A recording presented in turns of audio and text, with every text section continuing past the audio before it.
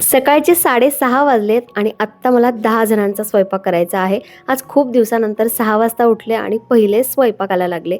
तसं तर 15 जण आहे, पण मी 10 जणांचा करणार आहे. का ते पुढे सांगतेच. पण त्याआधी हाय, हॅलो, नमस्कार. मी नीता. पुन्हा एकदा सगळ्यांचं आजच्या आपल्या नवीन व्हिडिओमध्ये खूप खूप मनापासून स्वागत करते. रियांशचा टिफिन करायचा असतो. 2 टिफिन असतात, तरीसुद्धा मी 6:30 नंतरच उठते, कारण रियांश ऑलमोस्ट 7:45ला जातो. सो मला 1 तास मिळतो आणि 1 तासामध्ये माझं होत नाही, पण त्याचे टिफिन व्यवस्थित बनतात. एक स्नॅक्स टिफिन असतो आणि एक नॉर्मल भाजी चपातीचा, त्यातही मी कधी-कधी पराठा देत असते. आता एवढ्या सगळ्या स्वयंपाक करण्यामागचं रिझन म्हणजे आज अश्विनच्या ऑफिसमध्ये पॉटलक आहे आणि त्यासाठीचीच तयारी आहे. तर सगळ्यात पहिले तर उठल्यानंतर मी छोले बॉईल करायला ठेवले, कारण मसाला बनवताना थोडे छोले मी मसाल्यामध्ये टाकत असते, म्हणजे जी तर्री आहे ना किंवा ग्रेव्ही आहे ती जरा आणखी जास्त चांगली बनते. खूप अशी रस्सेवाली किंवा तर्रीवाली ग्रेव्ही मला तशीही बनवायची नव्हती, थोडीशी घट्टसर बनवली आणि भाजी बनवून झाली. आता पुऱ्या गरमागरम तळायच्या आहेत.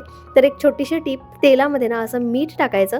पहिल्या पुरीला ते थोडंसं मीठ लागतं, ती पहिली पुरी काढून टाकायची किंवा मीठ काढून टाकायचं आणि त्यानंतर मग पुऱ्या तळायच्या. कलर पण मस्त येतो आणि खूप असा तेलकट राहत नाही. आता तेल तर राहणारच, असं अजिबातच नाही आहे की मीठ टाकलं तर तेल राहणार नाही, पण जरा कमी राहतं. आणि पुऱ्या मी सगळ्यात शेवटी काढून घेतल्या. रियांशचा टिफिन केला, त्याला मात्र भाजी किंवा पुरी दिली नाही, त्याच्यासाठी वेगळा टिफिन बनवला होता आणि म्हणूनच एवढा उशीर लागला. सकाळी सकाळी एवढ्या जास्त पुऱ्या तळल्या की असं वाटतंय माझ्या पूर्ण चेहऱ्यावर तेल आलंय. मी चेहरा पण वॉश केला नाही. मला खूप जोरात भूक लागली होती, म्हणून आता पहिले नाश्ता करते आणि त्यानंतर आंघोळच करायची आहे. आय नो, नाश्ता केल्यानंतर आंघोळ करायची नसते, अर्धा तास तरी थांबायचं असतं, पण खूप हेवी असा नाश्ता नाही आहे, थोडा लाईट नाश्ता आहे, त्यामुळे 10-15 मिनिटांनी मी आंघोळ करून घेईल. आता रियांशचा पण पॉटलकसाठी मी असं काहीतरी बनवून दिलेलं आहे. त्यानंतर माझे पण पॉटलक झाले आहेत. तर हे जे वेळेवर बनवायचं असतं ना, त्याच्यासाठी बरेचसे ऑप्शन असतात. पण आता हे सकाळी 9 वाजतापासून ऑफिसला घेऊन जा, त्यानंतर 12:30-1 नंतर ते लंचसाठी सगळेजण बसतील, तर खूप उशीर होऊन जातो. त्यामुळे काही पदार्थ तर तसेच स्किप होऊन जातात, जसं की पास्ता वगैरे आहे, आणि जे असे घट्ट बनून जातात आणि ते खायला चांगलं नाही वाटत मग कितीही गरम केलं तरी. तर हे असं ऑप्शन होतं. आय नो, पुऱ्या थोड्याशा तेलकट होतील. त्यात अश्विनचं असं होतं की अश्विन खूप असे सोशलाइज नाही आहे, त्यामुळे मी जाऊ की नको, पण त्यांचा पॉटलक असून मीच जास्त त्यांना फोर्स केला की नाही, असं होत असतं, करायला पाहिजे. सो एवढ्या जणांचं कसं बनवशील काय, हे सगळं त्यांचं चालू होतं. पण ठीक आहे, 15 जणांचा पॉटलक आहे, त्यामुळे थोडंसं जास्त होतं, पण झालं सगळं वेळेवर. ॲक्च्युली मी बिर्याणी बनवणार होती, पण बिर्याणीसाठी आणखी जास्त थोडासा तामझाम लागतो, प्रिपरेशन पण करून ठेवता येत नाही. आणि याचं कसं, मसाला थोडा प्रिपेअर करून ठेवला होता मी, भाजून वगैरे सगळं ठेवलं होतं, तर सकाळी भाजी बनवायला तेवढा उशीर नाही लागला.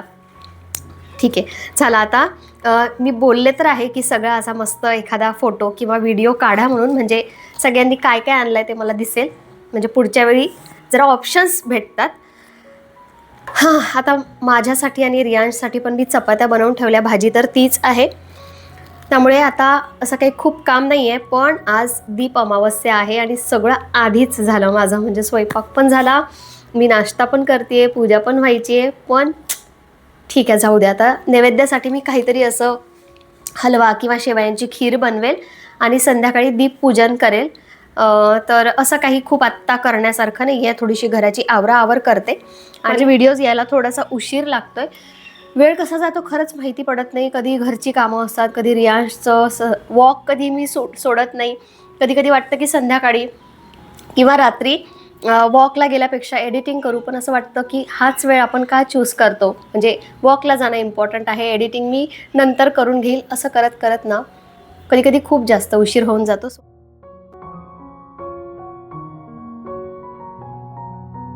माझी कामं करता करता आज मी तुमच्याशी काही सिंपल पण इम्पॉर्टंट टिप्स पण शेअर करणार आहे, ज्यामुळे तुमचं रोजचं काम थोडंसं इझी होईल आणि काही ज्या सवयी आहेत ज्या थोड्याशा बिघडलेल्या असतात त्या रुटीनमध्ये सेट करता येतील.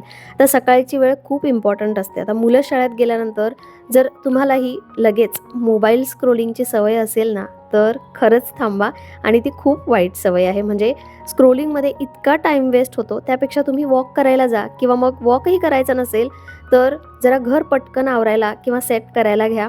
यासाठी सगळ्यात फेवरेट टिप म्हणजे टायमर लावा. टायमर लावला ना की आपण जरा शिस्तबद्ध राहतो. आणि सगळ्यात आधी लिव्हिंग रूमपासून सुरुवात करा, कारण जर अचानक कोणी घरी आलं तर आपली लिव्हिंग रूमच सगळ्यात जास्त दिसते. त्यामुळे सोफा, कुशन, इकडे तिकडे ठेवलेल्या वस्तू अगदी फक्त 10-15 मिनटं लागतात, सगळ्या जागेवर सेट होऊन जातात. आणि याचा अर्थ असा नाही आहे की रात्री घरच आवरायचं नाही. रात्री केलेल्या कामामुळेच आपलं सकाळचं काम थोडंसं कमी होतं. पण मुलं शाळेत जाताना थोड्याफार वस्तू पुन्हा इकडे तिकडे होतातच. दुसरी आणि इम्पॉर्टंट गोष्ट म्हणजे जे काम सगळ्यात इम्पॉर्टंट आहे ना ते आधी करा. कधी कधी काय आहे ना, आपण छोट्या छोट्या कामांमध्ये इतका वेळ घालवतो आणि मग घड्याळाकडे बघतो, लक्षात येतं बापरे खूप वेळ झालाय, आणि मग आपल्याला काम करायला थोडं कंटाळा येतो. म्हणून प्रायोरिटी ठरवा आणि इम्पॉर्टंट काम आधी करा. आता आपल्या घरातला सगळ्यात मोठा क्लटर कुठला असेल तर तो म्हणजे कपडे आणि डस्टिंग. सोफ्यावर, चेअरवर, बेडवर सगळीकडे कपडे असतात आणि डस्टिंगही असते. त्यामुळे डस्टिंग तर हे रोजचं काम आहे. आता कपड्यांचं झालं तर जे कपडे फोल्ड करून ठेवायचे आहे ते फोल्ड करून ठेवा. मशीन लावायची असेल तर ती पण मशीन सकाळीच लावा. माझ्यासारखं संध्याकाळी नका वाळवू, फक्त मशीनमधले कपडे ड्राय झाले की लगेचच वाळवा. ती एक माझी सवय आहे, तो एक माझा विसराळूपणा आहे. पण मला कमेंट आल्या की हां, माझ्यासारख्या पण बऱ्याच जणी आहेत. असो, प्रेस केलेले कपडे असतील तर ते एका वेगळ्या सेक्शनमध्ये ठेवात. वॉशिंग मशीनमध्ये लावायचे कपडे ना, मी सहसा जर धुवायचे नसतील, लॉन्ड्री बॅग तर माझ्याकडे नाही आहे, म्हणून मी डायरेक्ट मशीनमध्येच टाकत असते, बाथरूममध्ये तसेच ठेवल्यापेक्षा. आता अशी ही कामं आहेत ना, जेव्हा सगळेजण घरात असतात तेव्हा ही कामं नाही होत. मुलं शाळेत गेल्यानंतर, नवरा ऑफिसला गेल्यानंतर थोडी शांतता असते. मग अशी छोटी छोटी कामं जरा पटकन होतात. नाहीतर मग आवरलेलं घर जर सगळेजण घरी असतील तर पुढच्या 5 मिनिटात विस्कटतं आणि मग आपलीच चिडचिड होते. त्यामुळे घरात एकटं असताना छान असा डायनिंग टेबल, ड्रेसिंग किंवा एखादा कॉर्नर, ड्रॉवर अशा छोट्या छोट्या थोड्या थोड्या करून सगळ्या गोष्टी सेट करायच्या. आता डिक्लटरिंगचं सांगायचं झालं तर आपण नवीन वस्तू घेतो ना, तर त्याचसोबत डिक्लटरिंग पण इम्पॉर्टंट आहे. म्हणजे जी वस्तू वापरत नाही किंवा कामाची नाही, ती उगाच जागा अडकवून ठेवते, म्हणून ती घरातून बाहेर काढून ठेवा. जितकं घर क्लटर फ्री असेल ना, तितकं पीसफुल आणि फ्रेश वाटतं. यासाठी ना आपल्या सवयी खूप मॅटर करतात. कधी कधी सकाळी आपण कामांना इतका उशीर लागतो, घड्याळीकडे बघतो, लक्षात येतं की अरे यार ऑलरेडी उशीर झालाय, मग कामांचा कंटाळा आलेला असतो आणि मग दिवसभर आपण फक्त आणि फक्त कामच करतोय असं वाटतं. आता खरं सांगायचं तर ॲक्च्युली कधी कधी तसं होतं, पण दिवसभर काम करत बसायची अजिबात गरज नाही आहे. फक्त 2 तास पुरेसे असतात. आपण जर थोडं प्रॉपर मॅनेजमेंट केलं तर. म्हणजे टायमर लावा, इम्पॉर्टंट काम आधी करा आणि बाकीची छोटी छोटी कामं आहेत ती दिवसभरात थोडी थोडी शांततेत करून सुद्धा होतात. घर आवरणं ना ॲक्च्युली खूप असं डिफिकल्ट नाही आहे.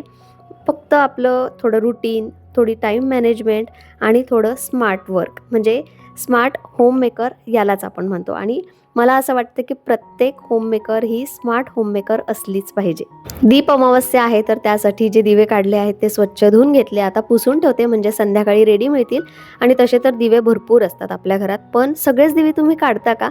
मी असा विचार नाही करत. यातही मला रेस्ट्रिक्शन नको आहे की 5च लावायचे आहे किंवा सगळेच लावायचे आहे. मी फक्त 5 काढले आहेत आणि बाकीचे तुळशीजवळ, बाहेर, एक ओवाळणीचा, एक ऑलरेडी देवघरात लागलेला असतो, तर असे भरपूर दिवे होऊनच जातात. आता दीप अमावस्या म्हणजे काय? आपण करतो तर खरं, पण बरेचदा आपल्याला त्याचं महत्त्व माहिती नसतं.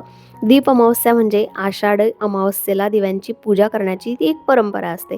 या दिवशी दिव्यांना देवस्वरूप मानून त्याची पूजा केली जाते. म्हणजे अंधार दूर करून प्रकाश, सकारात्मकता, समृद्धी आपल्या घरात राहावी अशी त्यामागची भावना आहे. आणि मुलांना ओवाळण्याची प्रथासुद्धा आहे. आता रियांश आला होता दुपारी, आणि दुपारी आल्यानंतर तुमच्याकडे होतं काय असं, म्हणजे कपडेसुद्धा काढत नाही तो स्कूलचे, पहिले टीव्हीचं बटन लावतो, म्हणजे तोही त्याला टाईम वेस्ट करायचा नसतो. असं रोज होतं आमच्याकडे. रोज 1 तास त्याला टीव्ही मिळतो आणि 1 तासात त्याला कोणीच डिस्टर्ब करायला नको असं असतं. म्हणजे आपण बोललेले शब्दसुद्धा त्याच्या कानावर पडत नाही. तुमच्याकडे होतं का हे सांगा मला खरंच. संध्याकाळी ना मी अश्विनची वाट बघितली ऑफिसवरून येण्याची, पण अश्विन काही लवकर आले नाही. शेवटी 6 वाजायला आले होते. मी मस्तपैकी वॉक करत करत चहा घेतला आणि माझं टीव्ही बघणं चालू. बर्थडेच्या निमित्ताने केलेली शॉपिंग. बरेचदा मी वेस्टर्न आउटफिटच मागवत असते, म्हणजे तो बर्थडेलाही मला वेअर करता येतो. पण यावेळी जरा मी वेगळं मागवलं आहे. इंडो वेस्टर्न आणि 3 पीस सूट मागवलं आहे.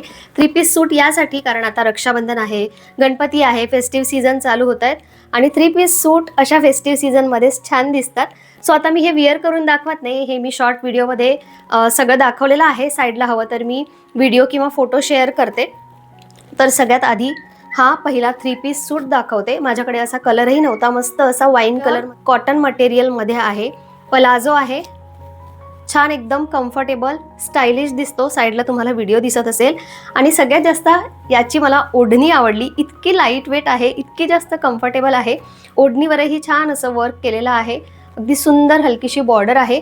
म्हणजे ट्रॅडिशनल लुक आहे, पण खूप असं हेवी वाटत नाही, एकदम कम्फर्टेबल वाटते. जे दोन्ही ड्रेसेस आहेत ना, ते मी एका इन्स्टा पेजवरून मागवले आहे. आणि बरेचदा आपण ना विचार करतो की खूप मोठं शॉप असेल तर तिथे आपण जातो, पण ॲक्च्युली कधी कधी इन्स्टा पेजला पण बरेचसे ऑप्शन दिसतात. सो हे पेज असंच आहे, ज्याचं फॉलोअर्स तुम्हाला कमी दिसतील, पण खूप साऱ्या व्हेरायटी तुम्हाला मिळेल आणि खूप छान क्वालिटी आहे. दुसरा हा इंडो वेस्टर्न पॅटर्नमध्ये.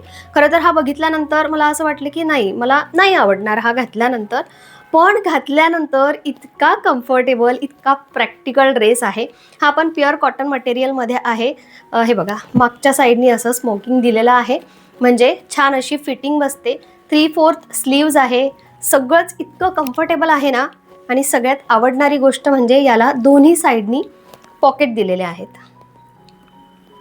मी साईडला व्हिडिओ शेअर करते. चेक केल्यानंतर नक्कीच तुम्हाला तुमच्या आवडीचा एखादा कलेक्शन ड्रेस तिथे मिळून जाईल. डिटेल्स तर मी डिस्क्रिप्शन बॉक्समध्ये पण देते, स्क्रीनवर पण देते. सो अशी माझी ही बड्डेची खरेदी होती. 3-4 दिवस झाले आले आहेत, पण काही दाखवणं झालं नाही. म्हटलं चला आता दाखवते. आणि आत्ता दिवे लागायची वेळ झालेली आहे. 7:10 नंतरचा दीपपूजनचा मुहूर्त होता. 8-8:30 वाजेपर्यंत काहीतरी आहे. तर मी आता दिवाबत्ती करायचीच आहे, तर दीपपूजन करून घेते. कणकेचे दिवे करायचे आहे. सो माझा विचार आहे की 5 दिवे करायचे की एकच दिवा करायचा, म्हणजे कंपल्सरी असतं काय की 5च केले पाहिजे. आय डोंट नो, मला सगळं करायचं आहे, पण असं अडकून राहायचं नाही की इतके 5च केले पाहिजे, 10च केले पाहिजे.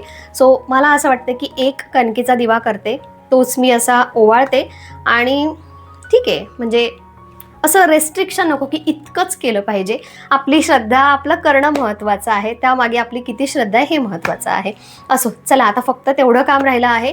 आणि पॉटलकचं अश्विन मला बोलले इतकं जास्त उरले. अर्धी भाजी तर घरीच आणली आहे अश्विननी. बाकीच्यांनी पण जे सगळं आणलं होतं, बिर्याणी, पुलाव, पास्ता, स्वीटमध्ये, त्यानंतर ढोकळा, इडली सांबार, टाकोस आणि असे बरेचसे ऑप्शन होते. अश्विन म्हणाले की बऱ्याच जणांचं अर्ध तरी तसंच परत घेऊन गेले, किंवा तिथे मावशी वगैरे असतात. पुरी अश्विनने मावशीला देऊन दिली आणि भाजी ते रिटर्न घेऊन आले. आत्ता छोले आणि राईस खायचा आहे. माझा राईस फक्त बनवायचा आहे, खूप असं काम नाही आहे. सो चला पहिले दीपपूजन करून घेते. आणि रियांश आहे, नाहीतर तो लगेचच पळतो, खेळायला जायची त्याची वेळ होऊन जाते.